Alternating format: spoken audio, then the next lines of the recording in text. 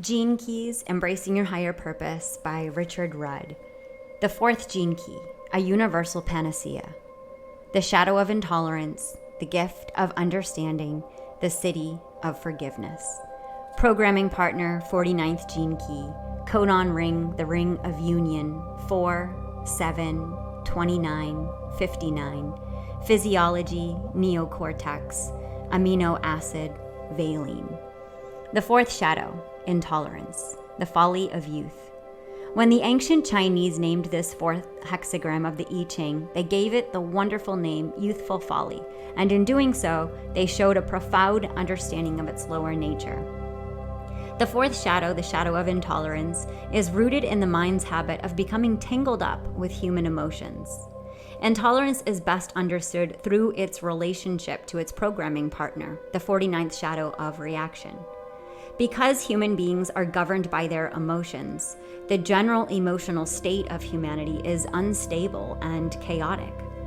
We tend to react to our whims instead of attuning to the quiet, clear guidance that lies within each of us. In reacting to our own and others' emotions, we decide that what we feel must be the truth, and our mind agrees with us. The fourth shadow is essentially a misuse of one of the great minds of the human mind, one of the great gifts of the human mind, logic. The power of this fourth gene key is the power to read and solve logical problems. And as we shall see in this case of the fourth gift, this ability leads you to a universal understanding of the rhythmic patterns and tendencies of all life. However, at a low frequency based on emotional reaction or overreaction, this shadow uses the power of distorted logic to support and uphold its volatile nature. In other words, if the fourth shadow has a bad day and decides it doesn't like someone, it will find a whole list of logical reasons to support its dislike. This is what intolerance really is, a slanted perspective of logic. At the shadow frequency, the mind is actually given the authority to make important life decisions. And this is often disastrous because its true role is not to decide anything. Its true role is to understand and communicate. The aptness of the name youthful folly becomes apparent when you see what happens as this shadow reaches an extreme emotional state. At the shadow frequency, you identify absolutely with your emotional state, which defines the way you live your life. Any unresolved emotional pattern is taken up by your mind and built into a highly intricate, logical framework that masquerades as the absolute truth.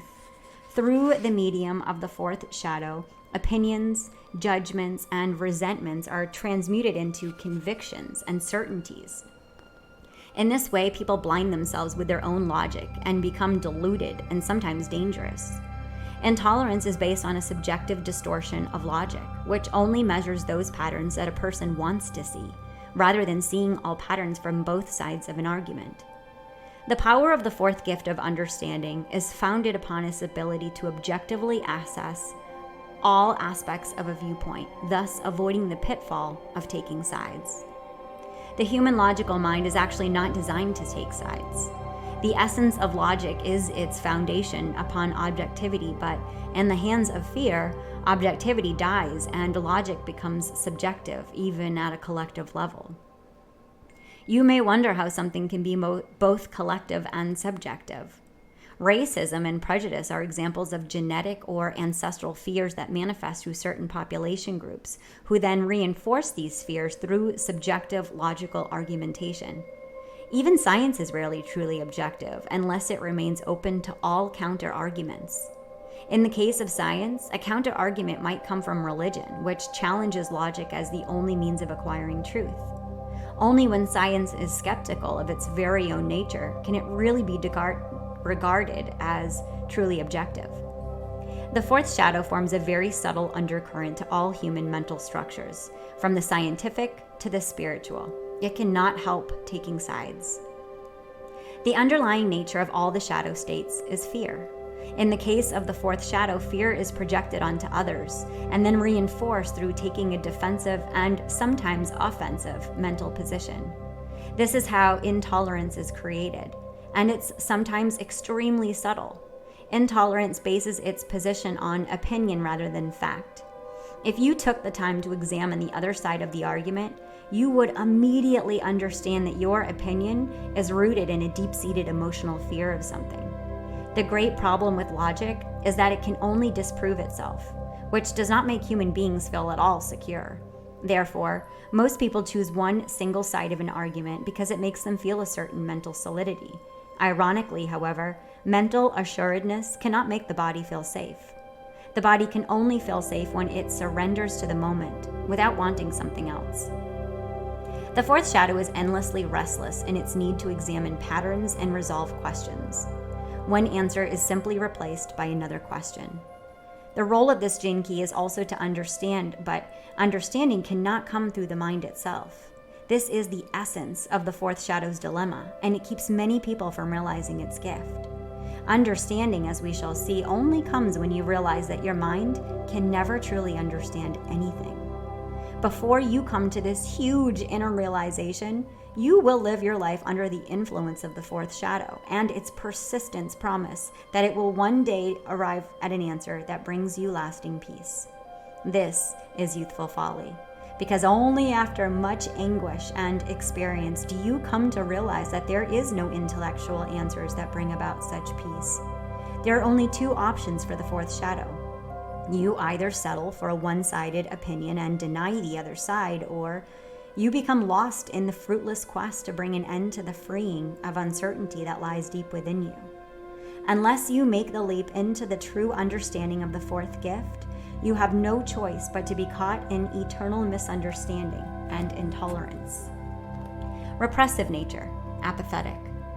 When the mental dynamism of this fourth gene key is frozen by the unconscious fear of a repressive nature, the result is an apathetic mind. An apathetic mind is a collapsed mind that's no longer bright or intelligent, but has given up on understanding anything and sunk into a kind of mental lethargy. These people believe themselves to be less intelligent than others, when in fact, they're really paralyzed by an unconscious fear. Their fear is that they'll have to assume responsibility for themselves, their decisions, and their actions. Instead, they choose to have no opinions about anything.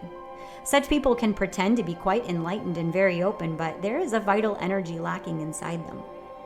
Thus, they can have problems in motivation as well as with their health. To escape their apathy, they simply have to start thinking again, but without letting their thinking rule their lives. Reactive nature, nitpicking. In a reactive nature, thinking does rule a person's life. The reactive nature projects out its internal need for answers to questions, and it does so in the belief that these answers will bring them a sense of security.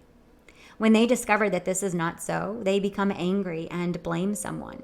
Often the person or someone they supposed would give them all the answers. These people cannot let go of their need for some feeling of resolution, so they make their mind the authority for bringing about this feeling, only to be endlessly disappointed. These people hone in on the most irrelevant details, unconsciously looking for a vent for their frustration. When they find such a detail, it affords them the opportunity to criticize or complain and thus release some of their pent-up anger and tension. These people, above all, need to find a way to let go of the hope that their mind can ever bring them solace. When they do this, they can finally stop projecting their eternal disappointment onto others and begin to find a new awareness arising in them outside of their mind. The fourth gift, understanding, quantum koans. If you are someone with powerful intellectual capacities, the fourth gift represents a wonderful breath of fresh air for you. At the same time, it requires a huge quantum leap in your whole being. The gift of understanding has nothing whatsoever to do with knowledge. Knowledge is what your mind thinks it needs in order to take away its permanent feeling of unease. But knowledge can never bring a sense of peacefulness. At most, it can give you the hope of that peace, although ironically, it's this very hope that sustains your intellectual quest and keeps you within the confines of the shadow frequency. Only true understanding can bring peace along with it, because true understanding lies outside the domain of the mind. Understanding is of the whole being, and it does not and cannot require agreement from the cognitive capacities within your brain. If you allow the fourth gene key to run its natural course without giving it the responsibility to make decisions, it actually does something quite magical. It propels your awareness out of the mind. The very desperation of the mind to come to understanding through knowledge constantly thwarts itself by looking at life from every conceivable angle. At a certain point, all this pent-up energy explodes into a quantum leap out of the mind. This is precisely how the concept of the Zen koan operates. A koan is a paradox given to the mind to solve, and at the precise moment when the mind has finally released that its own logic can never solve the koan, understanding dawns. Hold up. A koan is a paradox given to the mind to solve, and at the precise moment when the mind has finally realized that its own logic can never solve the koan, understanding dawns. This quantum leap is true understanding, which is a feeling of knowing that floods your whole body and radiates from the solar plexus area. The gift of understanding is the only answer that will satisfy a person's dissatisfaction, and it must come about through the exhaustion of your mind rather than any other way. When you look logically at all angles of any concept, you begin to realize that nothing can ultimately be proved through logic because logic can always be used to prove the opposite. When you finally see this, your whole being lightens because you realize once and for all that the mind is of no use for resolving anything of real importance. This, in turn, releases the mind to do what it loves to do best: research and communicate and play. When the fourth gift is freed from having to solve your existence, it finally comes into its own real genius: to play with the patterns of existence and arrange them in new and original ways. When you have the feeling of visceral understanding deep in your belly, your mind is no longer hampered by the need to defend your own viewpoint. In fact, you realize that all logical formulae can be manipulated to prove or disprove anything. The higher frequency of such understanding also brings with it the urge to be of service to the world, and you can use the mental alacrity of the fourth gift to follow the dictates of your higher self. This newfound genius at seeing the underlying patterns of life also affords you direct access into another aspect of this fourth gift: the ability to understand people. Through seeing all sides of any mental construct, the gift of understanding sweeps aside the possibility of intolerance and uses its gift to create whole new roles or systems to bring positive change into the world. The programming partner of the fourth gift is the 49th gift of revolution, and this energy always accompanies true understanding. The very nature of understanding is to bring about improvement for society in general, since the dynamic energy within this fourth gift is still experienced as a certain restlessness. Whereas at the shadow level, this was the restlessness to resolve your own insecurity. At the gift frequency, this becomes a restlessness to resolve the insecurity within society in general. Thus, understanding always carries within it the seed intention to solve the problems of intolerance and division in the world. In the coming genetic shift triggered through the 55th gene key and the 49th gene key, the role of the fourth gift will undergo some very important genetic changes, which will gradually sweep through humanity. The involution of powerful Siddhic energy from the higher aspect of this archetype will bring about a minor but extremely important genetic mutation in this fourth gene key and its associated amino acid valine. This mutation will essentially phase out the fourth shadow of intolerance. The children that come into this world carrying this new sequence of mutations will not be emotionally polarized. Their mental system will not run riot throughout their lives. The fourth gift of understanding will govern the way in which their minds operate from birth. They will bring about a social revolution on a global level, and this revolution will be based upon a logical understanding of the folly of the existing systems and structures. New formulae will come into this world through this fourth gift that will undoubtedly lead to technological breakthroughs that solve long-standing problems rather than create new ones. The fourth city: forgiveness. Mercilessness, forgiveness. Not only will the coming shift bring about a social revolution, but it will also bring an end to one of the great searches of modern man: the search for knowledge. Through this rupturing of the fourth shadow, understanding will take the place of knowledge, and much of the thrust of our modern world will die down. We will no longer need to logically make sense of the paradoxes of existence, because our new center of awareness will give us a physical and energetic understanding of existence. Thus, the role of logic in our world will alter. It will no longer be used to defend our prejudices and fears, and it will no longer be used for purely personal benefit. Logic, at its highest frequency, is a means to orchestrate the most efficient society possible. True efficiency is based upon a higher holistic understanding of living systems. Once our understanding shows us how connected we are all to each other, we will see for ourselves that selfishness is the most inefficient frequency of all. The fourth gift forms the launch pad for an even more refined frequency, the city of forgiveness. Forgiveness is born out of understanding, but it occurs when a being makes a leap beyond understanding. Forgiveness is a stage further on from social revolution. Just because a person has understanding and good intention does not mean that they can orchestrate a perfect society. History has shown that revolutions never change the world.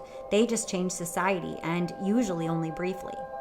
The highest possibility of the 49th gene key is the city of rebirth, and this is the city that always awakens alongside forgiveness. As we have seen, understanding leads to the urge to serve the totality through instigating some kind of social reform. Forgiveness, however, it is pure citic state, and as such it has no sense of restlessness at all.